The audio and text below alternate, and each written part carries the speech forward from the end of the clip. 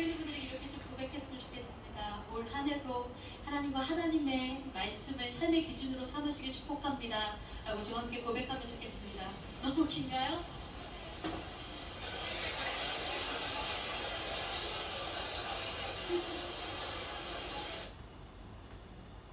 주 사랑 거친 풍랑에도 기쁨 받아서 나를 잠잠케 해. 주 사랑 내 영혼의 완성 그 사랑 위에서 주 사랑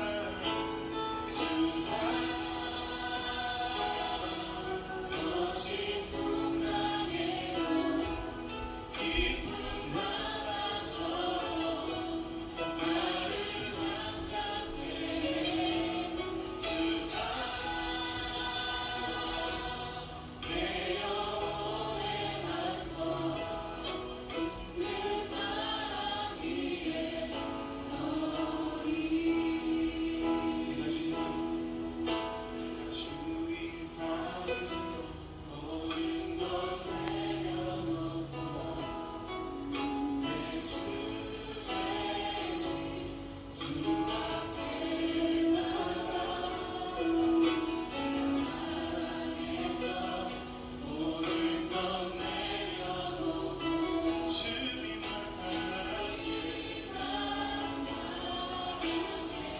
내가 주 이상 모든 것 내려놓고 내가 주 이상을 모든 것 내려놓고 내 주 대신 주 앞에 나가 내 사랑에서 모든 것 내려놓고 주님만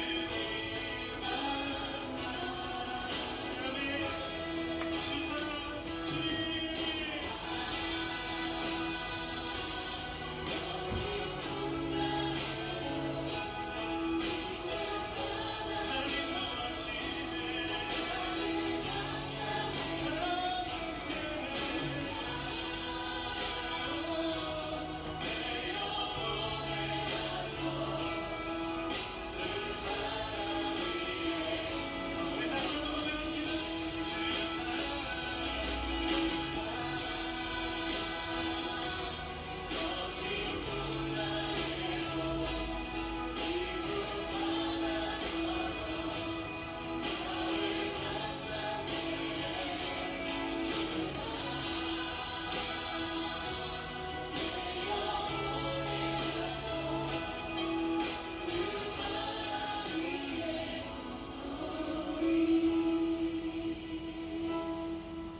우리가 주님을 기뻐할 수 있는 것은 주님이 우리의 기쁨이 되시기 때문입니다. 이미 우리 안에 완벽하게 주님께서 이루신 것 때문에, 그리고 이루실 것을 우리가 신뢰하기 때문에 하나님이 완전하시기에 내가 나의 삶과 환경을 기뻐하기보다 나의 삶을 인도하실 주님을 기뻐하는 것임을 고백합니다. 주님, 우리가 주님 안에 사랑 가운데 있음을 감사합니다. 오늘도 우리를 붙드신, 하나님 나의 삶을 붙드신 주님의 사랑을 우리가 기억하며 우리가 누구인지, 하나님 그 사랑에 우리를 위해 회개해 주신 그 주님의 그 놀라우신 사랑을 기억하며 우리가 살길 원합니다. 우리가 주의 사랑을 기억하며 다시 한번 이 찬양 드리며 주 앞에 나아갔으면 좋겠습니다. 하나님, 나의 삶을 붙드신 주님, 나의 삶을 덮으신 주님의 은혜와 사랑을 감사합니다. 나의 삶이 주님 되신 줄 알지. 내가 주 이상 모든 것 내려놓고 내 주 대신 주 앞에 사랑했던 모든 것 내려놓고 주님만 사랑해. 내가 주 이상을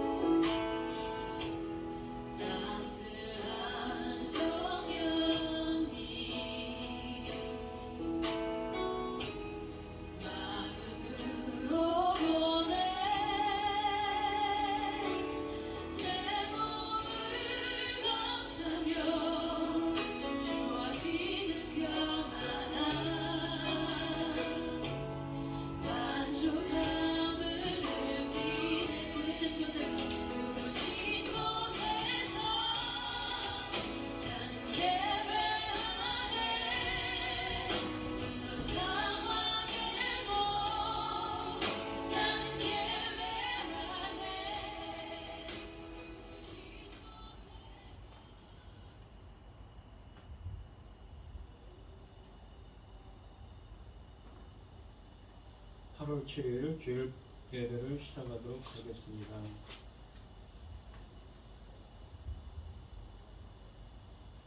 찬송 6장을 하시고 사도신경 하시겠습니다. 목소리 높여서 주 찬양하여라.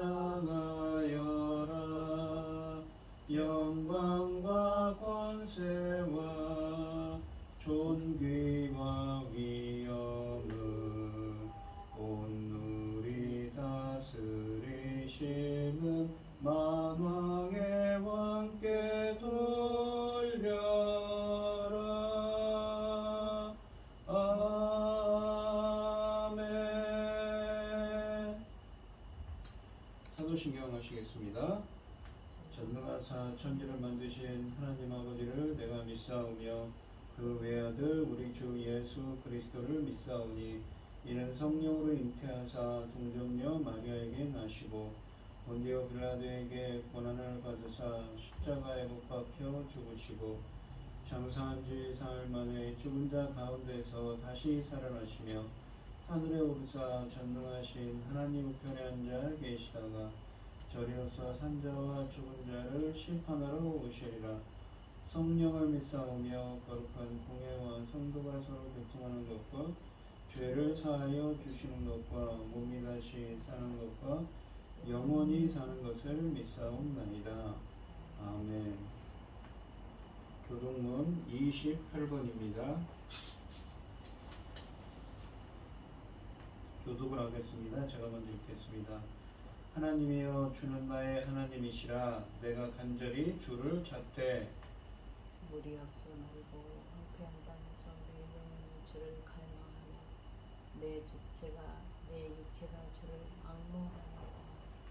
내가 주의 권능과 영광을 보기 위하여 이와 같이 성소에서 주를 바라보았나이다.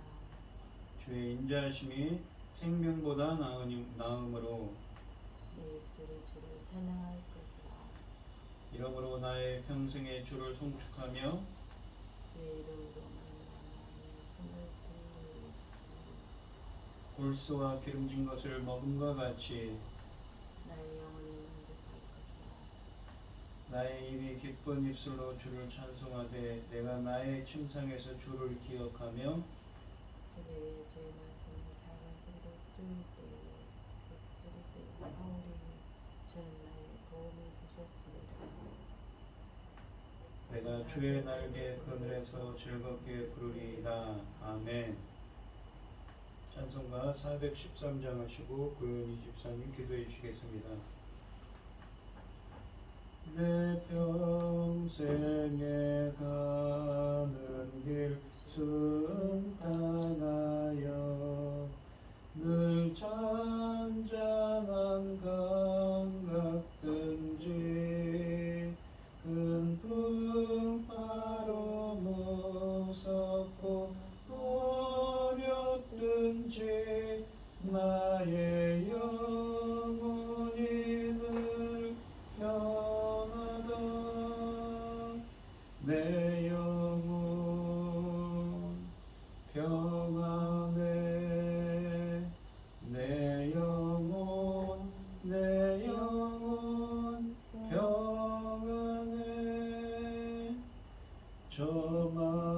저마귀는 우리를 삼키려고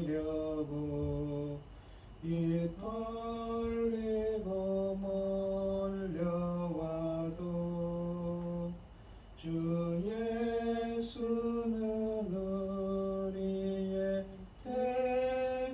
대장되니 끝내 싸워서 이기리라. 내 영혼 평안해. 내 영혼 평안해. 내 지은 죄 주홍빛 같더라도 주 예수께 다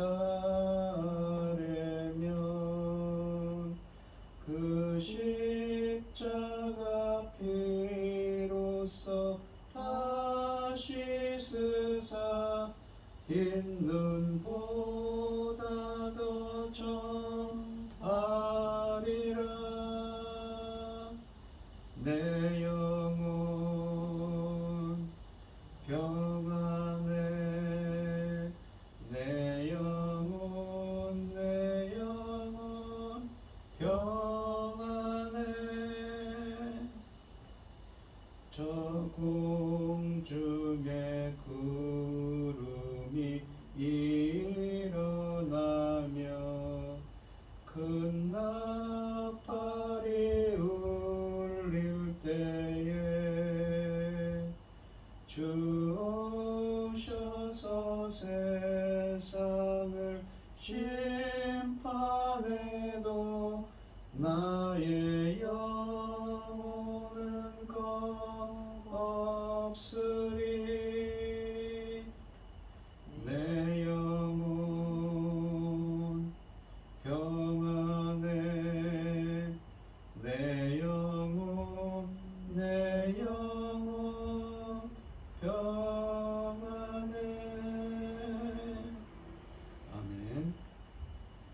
천지의 만물을 지으신 전능하신 하나님 아버지, 어리석고 부족한 있는 저희를 자라고 삼으시고 아버지의 사랑 가운데 삶으로 하시니 감사합니다.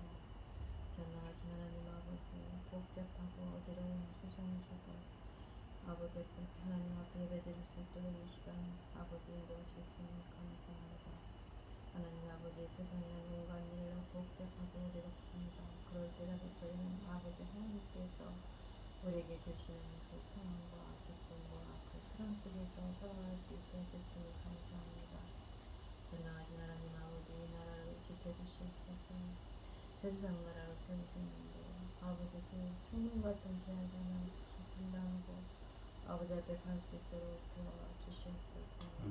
전능하신 하나님 아버지, 지금 열매가 나오는 시대입니다. 많이 닥칠 그 열매 아버지 잘 거둬 아버지가 받으시기에 합당하도록 열심히 우리가 힘써 일할 수 있도록 도와주시옵소서. 그 열매가 어떤 열매입니까? 주님 십자가에서 죽으신 그 공로로 아버지 열려지는 천금 같은 열매 아닙니까? 아버지께서 받으실 수 있도록 우리가 열심히 사명 감당할 수 있도록 도와주시옵소서. 이 귀한 열매를 하나라도 놓치지 않고 잘 거둬들일 수 있도록 도와주시옵소서. 이 시간 당신의 사랑하는 종이 강단에 섰습니다. 그 말씀으로 천금 같은 귀한 말씀, 아버지 하나님 열매 나올 말씀입니다. 아버지 하나님 말씀이 한 말씀도 땅에 떨어지지 않고 잘 받아서 열매로 정말 하나님 받으시기에 심히 좋으신 열매로 아버지 나올 수 있도록 도와주시옵소서. 전능하신 하나님 아버지, 저희는 오직 하나님만 주님만 바라봅니다. 또 그럴 수 있도록 인도하시니 감사합니다. 전능하신 하나님, 저희는 어리석지 않습니까? 아버지께서 지혜와 총명을 주셔서 시와 때를 따라서 아버지께서 주시는 기회를 놓치지 않고 잘 사명 감당하고 아버지 앞에 갈 수 있도록 도와주시옵소서. 이 모든 말씀 엄만 죄악 가운데서 우리를 구원하여 주신 예수 그리스도 이름으로 기도하옵나이다. 아멘. 오늘 함께 하실 하나님의 말씀은 출애굽기 19장 1절로 13절 말씀입니다. 출애굽기 1절로 13절입니다. 교독을 하도록 하겠습니다. 제가 먼저 읽겠습니다. 이스라엘 자손이 애굽 땅을 떠난 지 3개월이 되던 날 그들이 시내 광야에 이르니라. 그들이 르비딤을 떠나 시내 광야에 이르러 그 광야에 장막을 치되 이스라엘이 거기 산 앞에 장막을 친다. 모세가 하나님 앞에 올라가니 여호와께서 산에서 그를 불러 말씀하시되 너는 이같이 야곱의 집에 말하고 이스라엘 자손들에게 말하라. 내가 애굽 사람에게 어떻게 행하였음과 내가 어떻게 독수리 날개로 너희를 업어 내게로 인도하였음을 너희가 보았느니라. 세계가 다 네게 속하였나니 너희가 내 말을 잘 듣고 내 언약을 지키면 너희는 내 민족 중에서 내 소유가 되겠고 너희가 내게 대하여 제사장 나라가 되며 거룩한 백성이 되리라. 너는 이 말을 이스라엘 자손에게 전할지니라. 모세가 내려와서 백성의 장로들을 불러 여호와께서 자기에게 명령하신 그 모든 말씀을 그들 앞에 진술하니 백성이 육제에 온다고 이르되 여호와께서 명령하신 대로 우리가 다 행하리이다. 모세가 백성을 여호와께 전하매 여호와께서 모세에게 이르시되 내가 빽빽한 구름 가운데서 내게 임함은 내가 너와 말하는 것을 백성들이 듣게 하며 또한 너를 영영히 믿게 하려 함이니라. 모세가 백성의 말을 여호와께 아뢰었으므로 여호와께서 모세에게 이르시되 너는 백성에게로 가서 오늘과 내일 그들을 성결하게 하며 그들에게 옷을 빨게 하고 준비하게 하여 셋째 날을 기다리게 하라. 이는 셋째 날에 나 여호와가 온 백성의 목전에서 시내산에 강림할 것임이라. 너는 백성을 위하여 주의 경계를 정하고 이르기를 너희는 산과 산을 누르거나 경계를 침범하지 말지니 산을 침범하는 자는 반드시 죽임을 당할 것이라. 그런 자에게는 손을 대지 말고 돌로 쳐 죽이거나 화살로 쏘아 죽여야 하리니 짐승이나 사람을 막론하고 살아남지 못하리라 하고 나팔을 길게 불거든 산 앞에 이를 것이니라 하라. 아멘. 찬송가 435장입니다. 나의 영원하신 기업 생명보다 귀하가 나의 갈 길 나가도록 나와 도게 하소서. 주께로 가까이 주께로 가오니 나의 갈 길 나가도록 나와 동행하소서. 세상 부귀 아니람과 모든 명예 버리고 험한 길을 가는 동안 나와 동행하소서.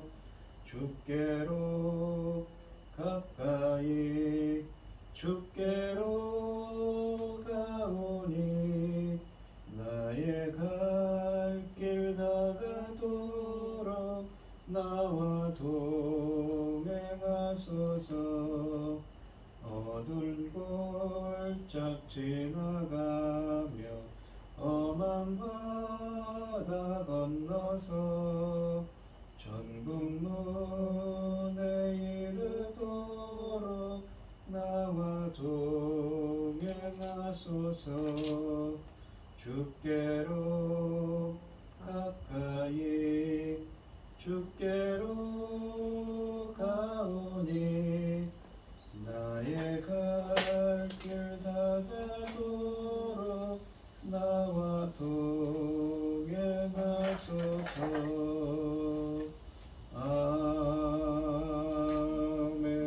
아멘.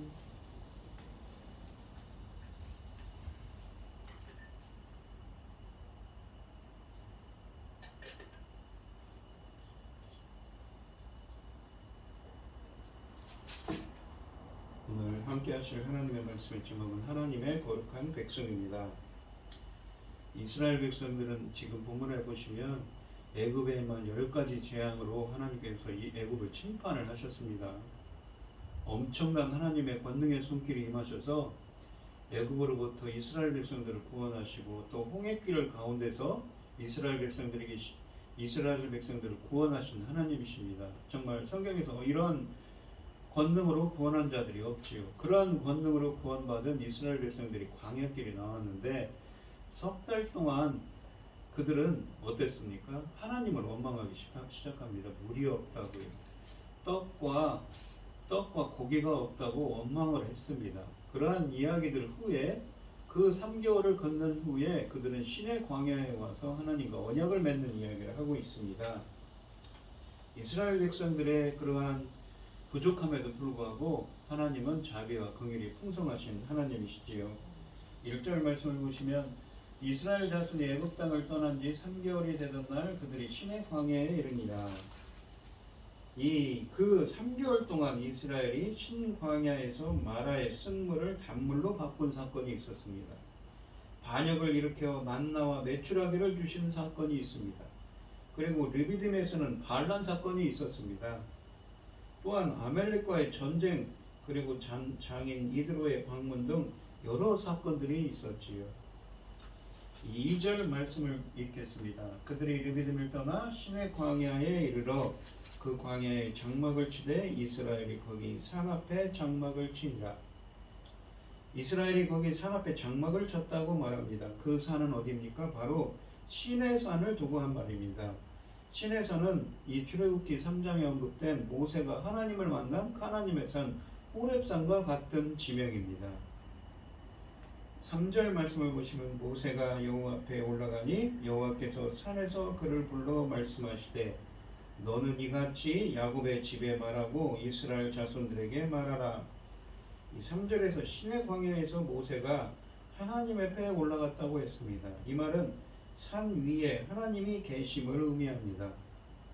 그곳은 3장에서 모세가 여호와를 만났던 불타던 가시덤불이 있던 곳이었고 출애굽을 지시하셨으며 이곳에서 나를 섬기라고 명령하셨기에 모세는 그것을 완수하는 마음으로 빨리 하나님 뵙기를 원했습니다.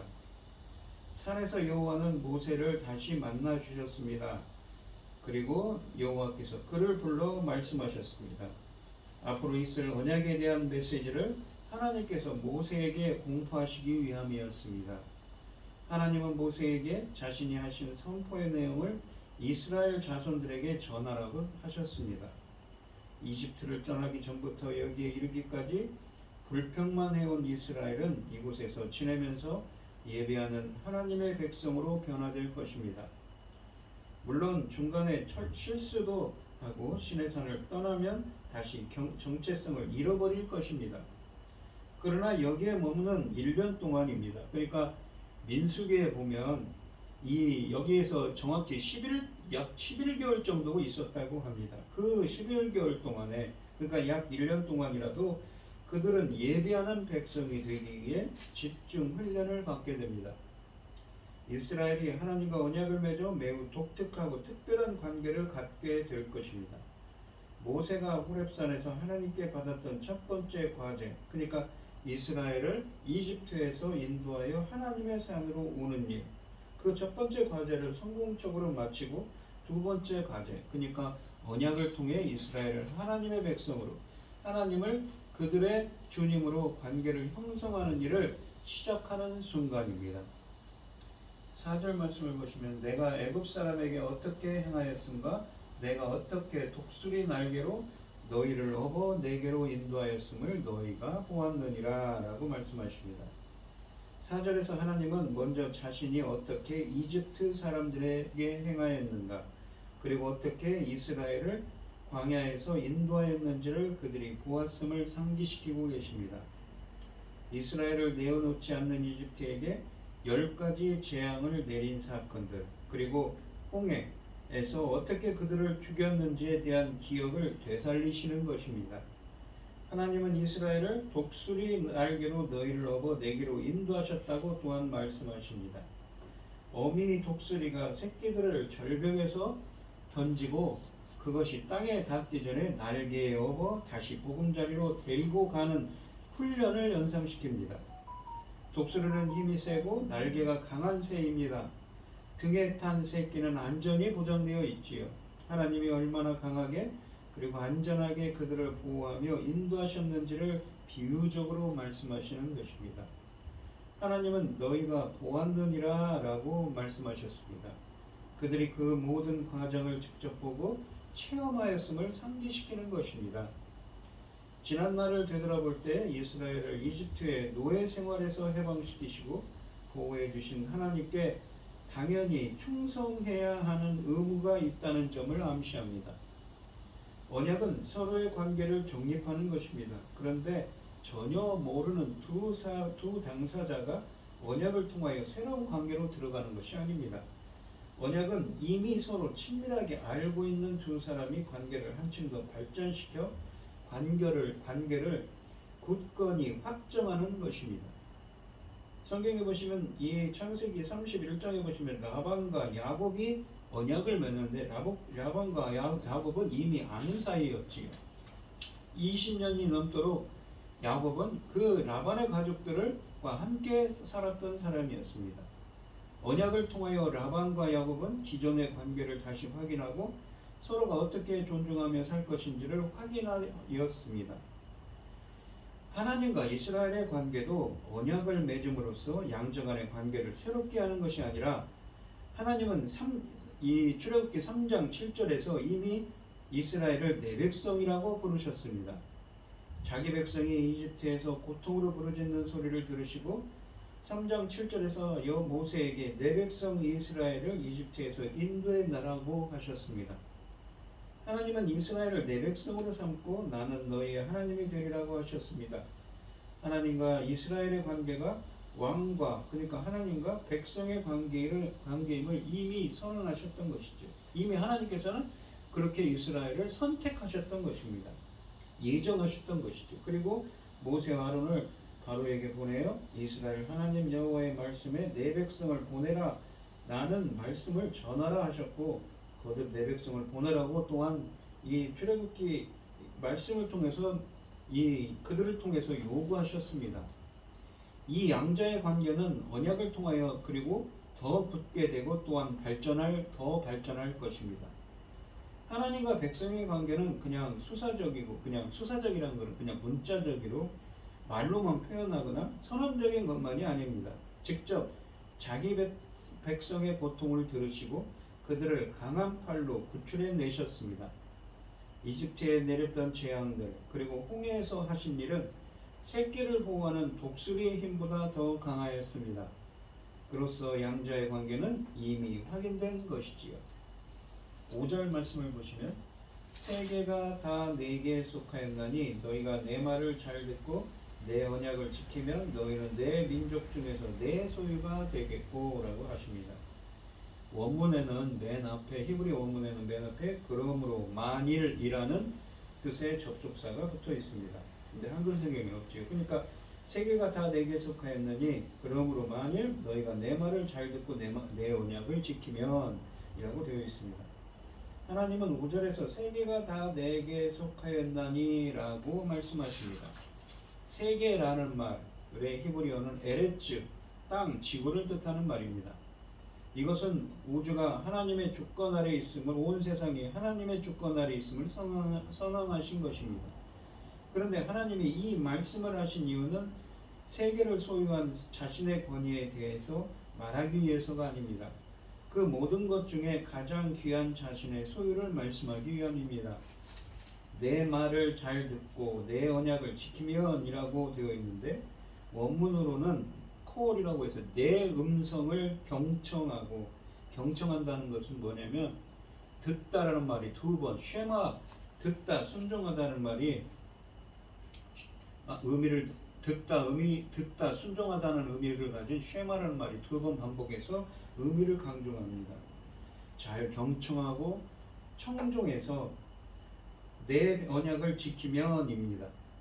5절 하반절에 너희는 너희 모든 민족 중에서 내 소유가 되겠고 라고 또한 말씀하시는데 소유를 의미하는 히브리어 세구라는 귀중한 소유물 혹은 특별한 보물을 의미합니다. 19장 본문과 연결해서 본다면 하나님이 소유한 세계의 모든 것 중에 이스라엘은 가장 귀하고 값진 그의 소유물, 그의 보물입니다. 이 단어를 언급하는 대부분의 구약 본문들은 이 출애굽기와 신명기의 문맥에서 인용해서 사용하고 있습니다. 그런데 하나님이 이스라엘을 자신의 보물로 계속 인정하겠다는 조건은 너희가 내 말을 잘 듣고 내 언약을 지키면 이라는 것입니다. 이 5절 중반절에 그렇게 쓰여져 있는데 하나님은 언약 이전에 이미 이스라엘을 자기 백성 즉 자기의 소유로 삼으셨다는 것이죠. 그러니까 이미 그들을 선택하고 예정하신 이스라엘 백성들에게 이러한 언약을 주시는 거죠. 그러니까 이 언약은 행위 언약이 아니라는 것입니다. 이 언약은 무엇입니까? 바로 은혜의 언약이죠. 그런데 언약으로 이 관계를 계속 굳게 만드는 것이 이 시내산 언약이라는 것입니다. 그래서 너희가 내 언약을 지키면 너희는 내 소유가 되겠고 라고 말씀하신 것입니다. 여기서 보시면 지킨다라는 말은 샤마르어인데 지키다라는 의미입니다. 그러니까 새로운 것을 만드는 것이 아니라 기존에 있던 것을 잘 유지하고 보존한다는 뜻이지요. 본문은 하나님의 백성을 경청, 순종하고 하나님의 음성을 경청하고 순종하고 하나님의 앞으로 세우실 그 언약을 잘 지키면 하나님은 그들을 특별한 보물로 계속 인정할 것이라는 말씀입니다. 언약을 지킨다는 것은 언약의 의무 조항들을 잘 이행한다는 것을 의미합니다. 6절로 보시면 너희가 내게 대하여 제사장 나라가 되며 거룩한 백성이 되리라. 너는 이 말을 이스라엘 자손에게 전할지니라 라고 되어 있습니다. 이 6절에서 내 말을 잘 듣고 내 언약을 지키면 너희가 내게 대하여 제사장 나라가 되며 거룩한 백성이 되리라는 것이죠. 하나님은 언약을 통하여 자신이 그들의 하나님이 되시고 이스라엘은 그 자기의 나라와 백성이 되는 것이라고 말씀하십니다. 바로 시내산 언약을 통하여 나라가 세워지는 것입니다. 그 나라의 특징은 무엇입니까? 첫째는 제사장 나라이지요. 제사장이라는 말, 코헨이라는 이 말은 제사장은 거룩하게 구별된 자로서 하나님에게 봉사하는 자입니다. 제사장의 역할은 하나님을 예배로 섬기며 하나님의 뜻을 받들어 백성을 가르치고 인도하는 역할입니다. 그리고 하나님의 뜻을 여쭙지요.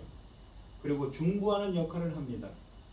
중보라는 것은 여러 가지 면에서 이루어집니다. 제사로서 백성의 백성의 그 죄를 사하기 위해 피로써 제사를 드리고 중보하며 기도로서 중보합니다. 그리고 하나님의 복을 백성에게 전달하는 것이지요. 마치 이 창세기 12장 3절에 아브라함의 복에 나오는 그러한 역할입니다. 그런데 언약에서 이스라엘을 제사장 나라로 삼은 것은 이러한 세상을 향한 중보의 역할을 감당하게 하는 것입니다. 여기에 사용된 나라라고 되어 있는데 이 히브리어는 맘라카입니다. 히브리어로 맘라카라고 하는데 이 말은 어떤 뜻이냐면 왕권, 왕국, 통치권, 지배권을 뜻하는 말입니다. 말라크라는 통치하다는 말에서 유래했습니다. 제사장과 나라라는 두 용어의 관계를 보면 제사장은 속성으로서 나라를 수식해주는 것입니다. 그래서 이 어구는 제사장의 왕권, 제사장의 통치권을 의미합니다. 이스라엘은 온 세계에서 구별된 왕권 혹은 특별한 왕권을 가진 나라입니다. 하나님의 목표는 이스라엘을 넘어 세상에 하나님의 왕권이 실현되는 것이지요. 이스라엘을 선택해서 하나님의 통치가 온 세상에 보편적으로 이루어지기를 원하십니다. 그것을 위해서 이스라엘이 제사장 나라로 특별하게 선택된 것이지요. 둘째는 거룩한 백성이 될 것이라고 하십니다. 거룩한이라고 되어 있는 카도시라는 말은 구별된 거룩한이라는 의미입니다. 이스라엘은 하나님의 백성입니다. 따라서 하나님이 거룩하기 때문에 그들도 거룩해야 됩니다. 구별된 사람들이란 것이죠. 하나님 나라는 거룩합니다. 그러므로 하나님 나라의 백성도 거룩을 입어야 합니다. 그들이 거룩한 백성으로 구별되어야 하는 이유입니다. 그들은 거룩을 유지하기에 세상과 구별된 삶을 살아야 합니다. 세상 사람이 섬기는 신들을 멀리해야 하며 이방 사람과 혼연하지 말아야 합니다. 또한 정결하지 못한 음식을 먹지 말아야 하는 것이지요. 시체를 만져 부정을 입지 말아야 합니다. 이 문구는 이스라엘의 독특성을 나타낼 뿐만 아니라 또한 세계로부터 구별됨을 암시하고 있습니다. 즉 세상과의 관계도 있다는 것이지요. 왜냐하면 5절에 세계가 다 내게 속하였나니 라는 전제가 붙어있기 때문입니다. 하나님의 뜻은 이스라엘만 하나님의 거룩한 영역 안에서 머물게 하기 위함이 아닙니다. 이스라엘을 통하여 온 세상까지 하나님의 거룩한 영역이 확정되기를 원하는 것이지요. 하나님은 아브라함에게 땅의 모든 족속이 너를 인하여 복을 받을 것이라고 창세기 12장 3절에 말씀하셨는데 이 약속, 이 모든 족속이 복받게 하기 위해서 아브라함을 먼저 선택하셨던 것입니다. 이제 그 약속을 이루기 위해 그의 후손인 이스라엘을 선택하여 세우십니다. 모세의 언약에 들어가기 전에 이미 그들은 독특성을 입었습니다. 그런데 그 독특함을, 구별됨을 유지하기 위해서 내 말을 잘 듣고 내 언약을 지키면 이란 전제가 5절에 붙었습니다. 이스라엘이 거룩한 백성으로서 제사장적인 역할을 잘 수행할 수 있을지의 여부는 언약을 잘 지키느냐에 달려 있습니다. 앞에서 하나님께서 모세를 하나님이 계신 산으로 불러 올리셨습니다. 그리고 6절에서 언약과 관계된 여러 말씀을 하셨습니다. 이제 하나님은 모세에게 내려가서 이 말을 이스라엘 자손에게 전하라고 하십니다. 7절에 보시면 모세가 내려와서 백성의 장로들을 불러 여호와께서 자기에게 명령하신 그 모든 말씀을 그들 앞에 진술하니 라고 되어 있습니다. 모세가 내려와서 백성의 장로들을 불러 모아 여호와께서 명령하신 그 모든 말씀을 그들 앞에 진술하였습니다. 명령하신 것은 언약을 지키라는 것이지요. 하나님께서 이스라엘에게 주시는 모든 혜택은 언약에 속한 것입니다. 그 모든 것은 이스라엘이 그 언약을 지키느냐에 달려 있습니다. 8절 말씀을 보시면 백성이 일제히 응답하여 이르되 여호와께서 명령하신 대로 우리가 다 행하리이다. 모세가 백성의 말을 여호와께 전하매 라고 되어 있습니다. 모세의 말을 듣고 백성은 일제히 여호와께서 명령하신 대로 우리가 다 행하리이다 라고 응답하셨습니다. 이것은 언약의 과정에서 주어질 율법을 잘 지키겠다고 맹세한 것과 같습니다. 그들의 이 말에는 책임이 따릅니다. 이스라엘은 말은 쉽게 하면서 행동이 다른 경우가 많았습니다. 과연 그들이 언약의 율법을 잘 지킬 수 있을지 의문입니다. 모세는 백성의 이 말을 여호와께 전했습니다. 9절 말씀을 보시면 여호와께서 모세에게 이르시되 내가 빽빽한 구름 가운데서 내게 임함은 내가 너와 말하는 것을 백성들이 듣게 하며 또한 너를 영영히 믿게 하려 함이니라. 모세가 백성의 말을 여호와께 아뢰었으므로 라고 되어 있습니다. 그런데 9절에 보시면 산 위에 구름이 빽빽하게 쌓여 있었다고 합니다. 모세는 구름 가운데 들어가서 여호와와 대면하였습니다. 구름이 빽빽하면 그 속은 암흑이 됩니다. 성경 곳곳에 보시면 그러한 표현들이 있죠. 산 아래에 있는 백성도 이 구름을 볼 수 있었을 것입니다. 하나님이 빽빽한 구름 속에서 임하신 것은 여러 가지 의미가 있습니다. 첫째는 하나님 자신을 감추기 위해서입니다.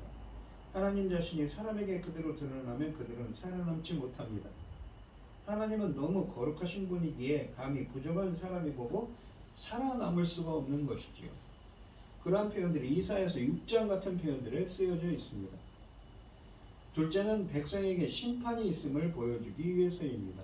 빽빽한 구름은 암흑을 뜻합니다. 빽빽한 구름 속은 암흑이 있지요. 성경에는 많은 곳에서 구름과 암흑을 연관시킵니다.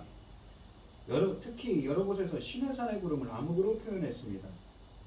신명기 55장 22절에 보면 여호와께서 이 모든 말씀을 산 위, 불 가운데, 구름 가운데, 흑암 가운데에서 큰 음성으로 너희 총에 이르신 후에 라고 되어 있습니다. 이렇듯 큰 구름 가운데 임하신 하나님은 암흑 속에 임하신 하나님입니다.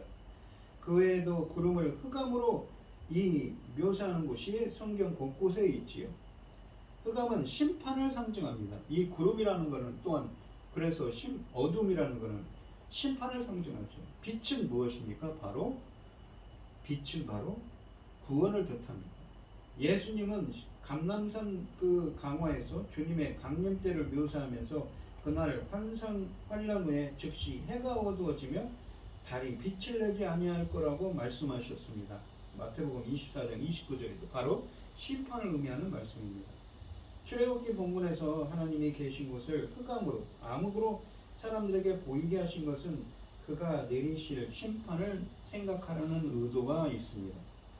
하나님은 모세에게 내가 빽빽한 구름 가운데서 내게 임함은 내가 나와 말하는 것을 백성들이 듣게 하며 또한 너를 영영히 믿게 하려 함이니라 라고 말씀하십니다. 이 말씀의 내용은 백성들에게 여호와의 말씀에 대한 경각심을 일으켜서 배반하지 못하도록 하실 목적으로 빽빽한 구름 가운데 임하셨다는 것입니다. 모세는 산 위에서 백성의 말을 전했습니다. 바로 8절에 여호와께서 명령하신 대로 우리가 다 행하리이다 라는 말이었습니다. 또한 하나님은 자신이 강림하면 온 백성이 지켜보는 가운데 모세와 직접 대화를 나누심으로써 모세의 권위를 세우시겠다고 9절에서 말씀하십니다. 모세는 사람이 누릴 수 있는 최고의 권위와 위상을 받게 되는 것이지요. 함부로 모세에게 대들 수가 없습니다. 그러면 하나님 이 모세를 대들거나 그의 일을 거역하는 행위를 하면 안 된다는 것이죠. 그러한 행위들을 막고 그가 하나님이 택해서 세우신 특별한 하나님의 종이라는 것을 다시 확인해 줄 필요성을 느끼셨던 것입니다. 앞으로 모세를 통해 주어질 언약 규정이 하나님으로부터 비롯된 것임을 모든 사람에게 인식시키기 위함입니다. 하나님은 백성의 고백을 받아들이고 이제 본격적으로 언약을 맺는 순서로 들어가십니다. 그러니까 이 출애굽기 19장을 시작해서 출애굽기 24장까지 이 시내산 언약이 시행됩니다.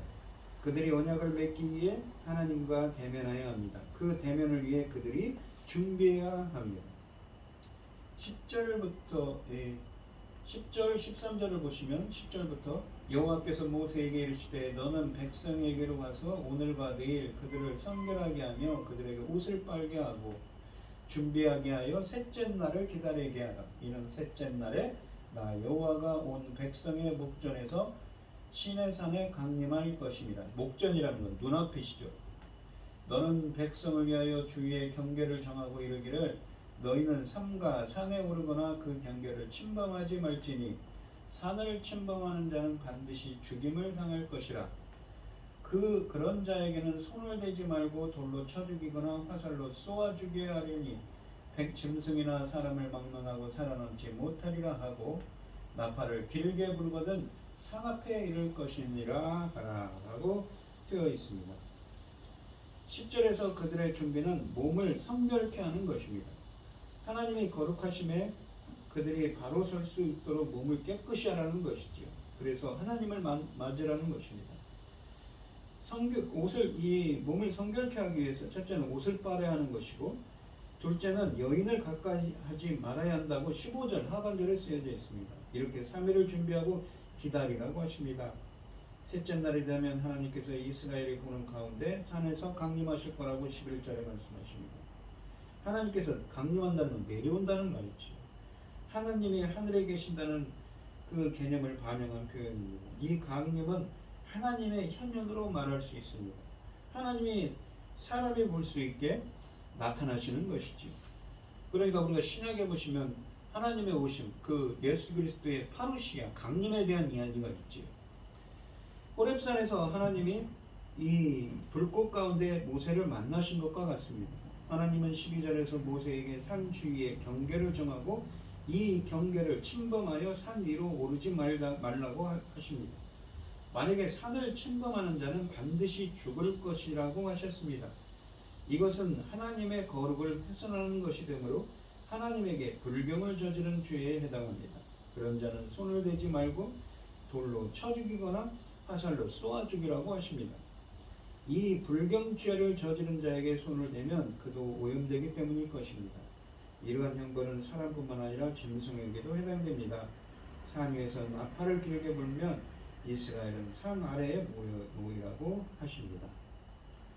이 오늘 본문 말씀은 상당히 성경에서 중요한 말씀인데 시내산 언약, 그러니까 우리가 올드 테스타먼트 구약을 뜻하는 그 구약 옛 언약에 대한 이야기를 하고 있습니다. 언약이라는 단어는 성경에서 이 창세기 6장 18절에 처음 나왔습니다. 베리트라는 말이지요. 어원학적으로 볼 때는 이 양자를 서로 얽어매는 수단이라는 의미를 담고 있습니다. 따라서 베리트는 양자 간의 관계 수립을 위한 협정이라고 정의할 수 있습니다. 성경에서 베리트가 사용된 용도를 볼 때에 아브라함이 그랄 왕 아비멜렉 사이에서 언약을 맺습니다. 그런 언약을 맺는데 언약의 당사자는 없었으니까 아까도 말씀드렸듯이 처음 보는 사람들이 아닌 거죠. 전혀 모르는 사람들이 아니라 이미 알고 있는 사람들인데 이 언약을 통해서 그들의 관계가 더욱더 굳건하게 하기 위해서 만드는 것이죠. 때로는 그들의 관계가 악화되었을 때에 서로는 언약을 맺고 관계를 회복합니다. 새로운 관계로 들어가는 것이 아닌 것이죠. 이미 있었던 관계를 확인하고 그 관계를 공식화하며 또한 더 공고히 하는 수단으로 언약을 맺는다는 의미를 담고 있습니다. 또한 이 출애굽기 19장부터 24장 18절은 이스라엘이 하나님의 백성이 된다는 것이 무엇을 의미하는 것을 정의합니다. 두 가지 의미를 주는데, 첫째는 나라, 그러니까 아까도 말씀드렸지, 왕권, 통치권, 그러니까 통치권을, 왕권을 건립한다는, 그러니까 이 신정 통치 국가 체제를 건립하는 역할을 합니다. 시내산 언약을 통하여 하나님은 왕으로 군림하시고 이스라엘을 자기 백성으로 삼는 체계를 만들었습니다. 하나님이 왕으로 군림하는 신정 통치 체제의 신정 국가가 생긴 것입니다. 물론 아직 영토는 없지만 그 영토는 어디 있습니까? 바로 가나안 땅에 생기는 것이죠. 언약을 통하여 하나님이 그들의 하나님이 되고 그들은 내 백성이 될 거라고 성경 여러 곳에서 말합니다. 바로 이 출애굽기 19장에 말씀하시고 예레미야서 11장 4절에서 이 옛 언약, 이 출애굽기에 나오는 이 시내산 언약을 상기시키면서 예레미야서 11장 4절에서 얘기합니다. 그리고 또한 신약, 그러니까 새 언약은 어디에 나옵니까? 이 예레미야서 31장 33절로 34절에 또 나오지요. 너희는 내 백성이 되고 나는 너희의 백성이라. 이거는 언약 공식, 언약 포뮬라라고 합니다. 커버넌트 포뮬라라고 해서 언약 공식이라고 부릅니다. 이것은 언약을 통해 나라가 만들어졌음을 확인하는 것이지요. 그러니까 그 언약을 통해서 하나님의 백성이 되는 것이죠. 새로운 관계로 공식화되는 겁니다. 나는 너희의 하나님이 되고 너희는 내 백성이 될 거다. 그런데 그 언약이라는 것은 이미 이 이스라엘 백성들에게 이미 출애굽기 3장 7절에서 내 백성이라는 표현을 씁니다. 그러니까 이미 하나님께서 예정을 하고 그들을 선택했어요. 그러니까 이거는 은혜 언약이라는 거죠. 근데 그 언약을 그들을 선택한 것을 공식적으로 그 언약을 확인하고 그들의 관계를 더욱더 공고히 하게 하기 위함이라는 것이죠. 이 언약 체계 의식이라는 것은. 또한 이 언약 체결 의식을 통해서 우리는 예배 언약을 봅니다. 하나님께서 이 호렙산에, 시내산에 강림하시죠. 그래서 신이 이스라엘 백성들과 만납니다. 하나님은 원래 출애굽기 3장에서 가시덤불에서 모세를 만나서 출애굽을 명령하실 때 이런 말씀을 하셨습니다. 3장 12절에 내가 백성을 애굽에서 인도하여 낸 후에 너희가 이 산에서 하나님을 섬기리니 라고 말씀하십니다. 이 산, 즉 호렙산은 하나님이 계시는 임재의 장소이기 때문에 거룩한 곳입니다. 하나님은 모세에게 백성들을 이끌고 와서 이 산에서 섬기라고 명령하십니다. 여기서 말씀하는 이 섬기다라는 말은 무엇입니까? 히브리어로 아바드를 뜻합니다. 이 아바드라는 말은 구약 성경에서 사람과 사람 사이에서 누군가를 섬긴다는 것을 종로를 딴다는 의미인데, 인간이 하나님을 섬긴다는 것은 무엇입니까? 바로 예배한다는 의미를 담고 있는 레이트루게오라는 이 70인역으로도 예배를 뜻하는 70인역 성경에서도 헬라어로 레이트루게오라는 말로 번역을 했습니다. 어떻게 우리가 하나님을 섬기는 거예요? 어떻게 하나님을 섬기는 거예요? 바로 예배로 섬긴다는 것이죠. 그러니까 이 예배의 의미가 이 언약을 나타내는 이 언약식, 출애굽기 19장부터 24장에 담겨 있다는 것입니다. 모세가 이 시내산 언약에는 예배의 의미가 담겨 있는 거죠. 모세가 바로에게 줄기차게 요구한 것도 무엇이었습니까? 바로 여호와께 제사 드리러 가겠다고 했습니다. 또 섬긴다는 말과 제사 드린다는 말이 같은 문맥에서 혹은 한 문장에서 함께 사용된 경우도 여러 차례 나옵니다. 제사 드린다는 것은 예배로 규정할 수 있습니다. 섬긴다는 말이 아바드는 일반적으로 봉사한다고 번역하지만 하나님에 대해서는 레이자손이 성막 혹은 성전에서 하나님께 봉사하는 것에 자주 사용되었는데, 성전에서의 봉사 행위는 곧 예배 행위로 간주됩니다. 곧 아바드가 절기 축제 관련해서도 사용한 것이지요. 그러니까 이 출애굽기 레위기를 통해서 성막에서 하나님을 어떻게 섬길 것인가에 대한 이야기가 나옵니다. 우리가 히브리서에 보시고 히브리서 기자가 그걸 인용을 하지 않습니까? 그것이 바로 예배의 본영이라는 것이죠. 예식으로 아바드가 또한 이 절기 축제에 관련돼서도 구약 성경에 사용되는데, 그때 예식으로 번역되었습니다. 이 축제의 예식은 바로 예배라는 것이지요. 제사장들의 섬김을 70인역은 헬라어로 레이투르게오라는 말의 어근을 사용하였는데 이 단어는 신약에서 하나님이나 종교적인 문맥에서 예배와 관련된 의미로 사용되었습니다.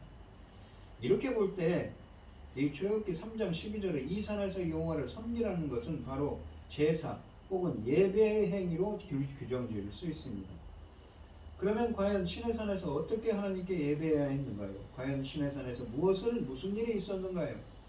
시내산에서 하나님과 이스라엘이 언약을 맺으셨습니다. 바로 이 언약이 진정한 예배의 모형이며 그 또한 예배의 완성이라고 할 수가 있는 것이지.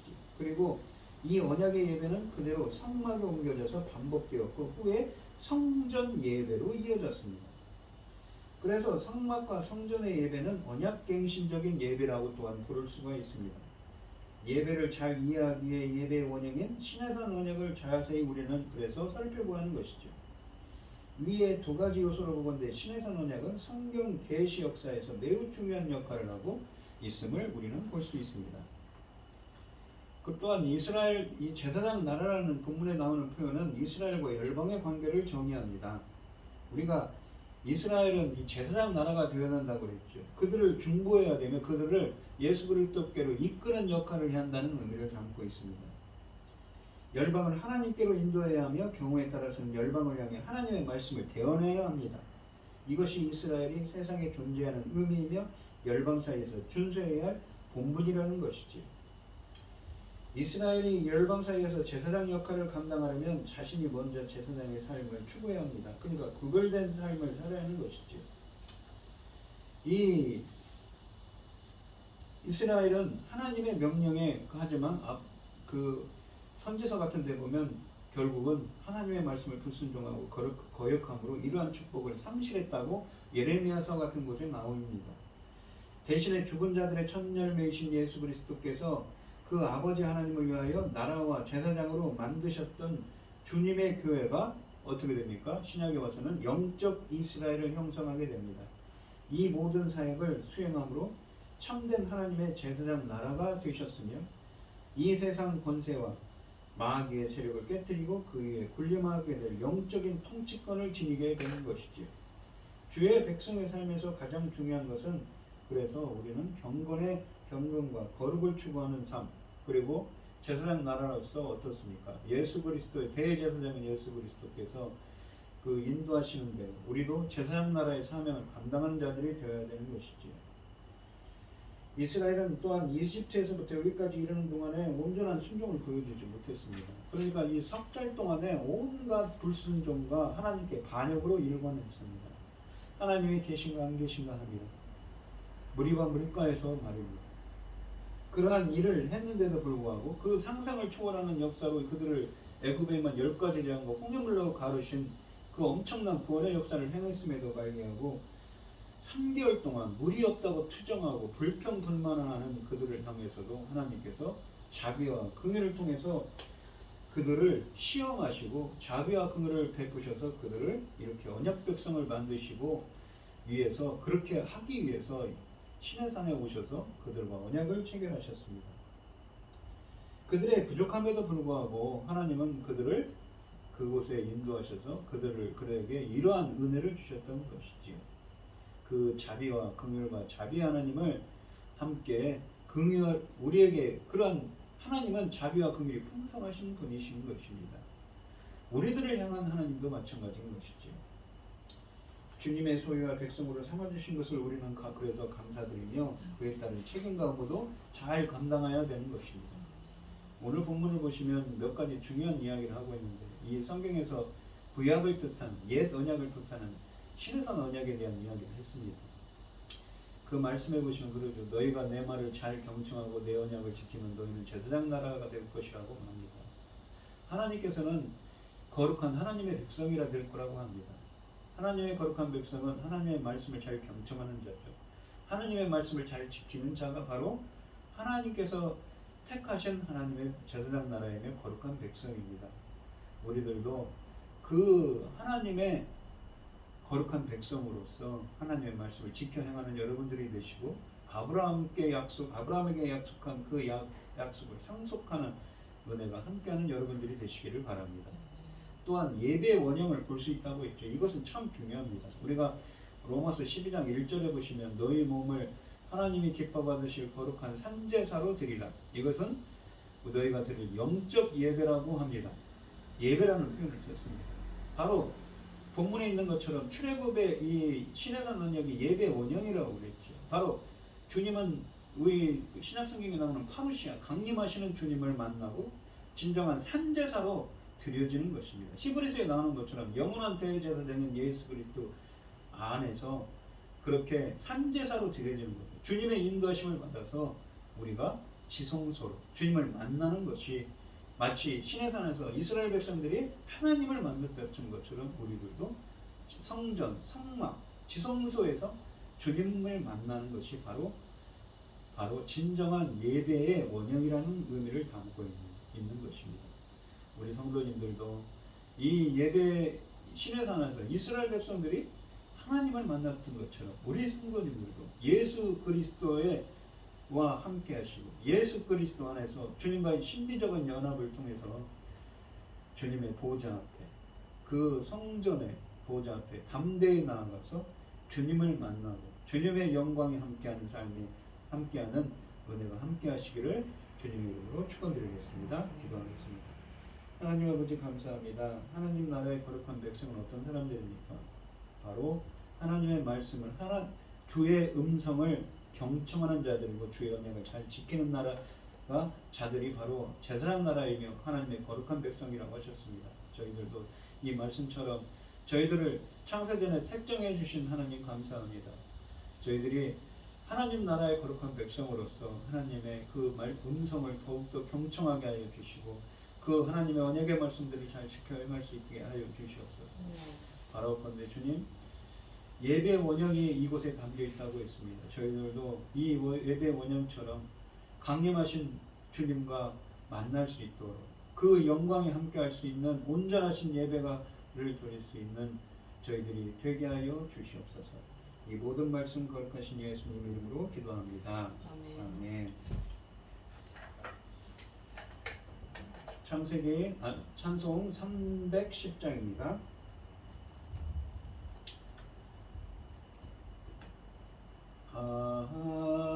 하나님의 은혜로 있을 데 없는 자 왜 구속하여 주는지 난 알 수 없도다. 내가 믿고 또 의지함은 내 모든 형편 아시는 주님 늘 보호해 주실 것을 나는 확실히 아네.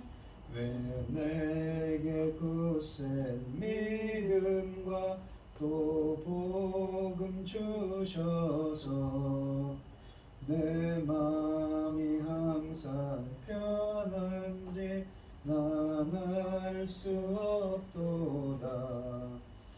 내가 믿고 또 의지함은 내 모든 형편 아시는 주님 늘 보호해 주실 것을 나는 확실히 아네. 왜 내게 성령 주셔서 내 마음 감동해 주 예수 믿게 하는지 난 알 수 없소다.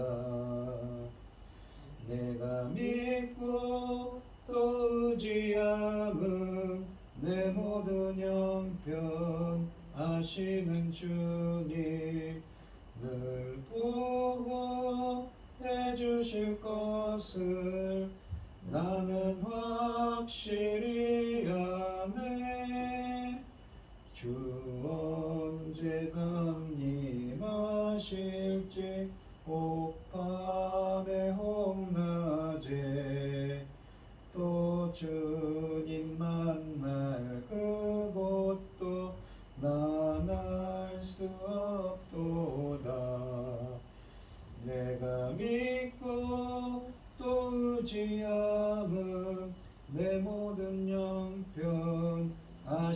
하시는 주님 늘 보호해 주실 것을 나는 확실히 아네. 기도하겠습니다. 참 감사하신 하나님, 오늘도 거룩한 주일에 이렇게 불러 모아주시고 예배드리게 하여 주시니 감사를 드립니다. 이 시간 주님께서 주신 많은 은혜와 사랑에 감사드리며 주님께 귀한 예물을 드리는 손길들이 있습니다. 드려지는 손길들마다 주님께서 기억해 주시고 이 간과 기도에 귀 기울여 주시고 응답하여 주셔서 우리들이 하나님의 영광을 드러낼 수 있는 저희들이 되게 하여 주시옵소서. 기뻐받아 흠양하여 주실 줄 믿사오며 이 모든 말씀 거룩하신 예수님 이름으로 기도드리옵나이다. 아멘. 찬송가 5장을 하시고 축도하심으로 오늘 예배를 마치도록 하겠습니다. 이 천지가 만물들아 복 주시는 주 여호와 전능성부 성자 성령 찬송하고 찬송하세. 아멘.